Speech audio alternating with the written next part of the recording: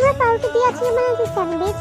একটা রেস্টুরেন্টে যেটা বিক্রি করা হয় এটা এরকম করে বানানো হয়, তারপর রেস্টুরেন্টে একটু ঘেঁটে দিলেই হয়ে যায় স্যান্ডউইচ। ঠিক আছে, আমাদের এটা গরিবদের স্যান্ডউইচ। সবাইকে আসসালামু আলাইকুম, আশা করি সবাই ভালো আছে। আলহামদুলিল্লাহ আমরা ভালো আছি। এখানে পাউরুটি কেটে রেখেছি আর এখানে ডিম ফাটাচ্ছে আমার বোন, আমার লিটল সিস্টার। তারপর আমি একটু লবণ দিয়ে দিলাম, তারপরে হচ্ছে একটু গুঁড়ো কাঁচা লঙ্কার গুঁড়ো দিয়ে দিলাম।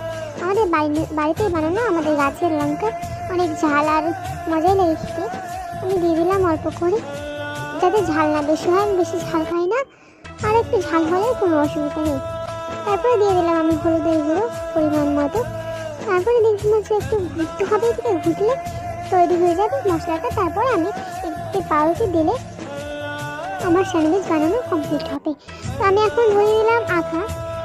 আমরা বলি এটাকে, আপনারা কী বলেন অবশ্যই কমতে জানাবেন। এখানে কড়াই চাপিয়ে দিচ্ছি আর আখাটা। আপনারা ভাবছেন যে কড়াইটা এত কালো কেন? তো এটাতে একটা জিনিস বানানো হয়েছিল, আমরা ছোটো থেকে দেখছি এটা কালো। তারপর এখানে আমি তেল গরম হয়ে গেছে আর আমি এখানে স্যান্ডউইচটা ঘেটে করে করে দিচ্ছি। আর স্যান্ডউইচটা ডিমে ডুবাচ্ছি, পাউরুটি ডুবাচ্ছি, তারপর দিচ্ছি।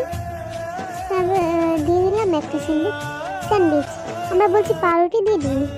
খেতে মজা এত, আপনারা অবশ্যই বাড়িতে করে দেখবেন, তাহলে মজা লাগবে, তাহলে বুঝতে পারবেন আমি মিথ্যা বলছি কি সত্যি।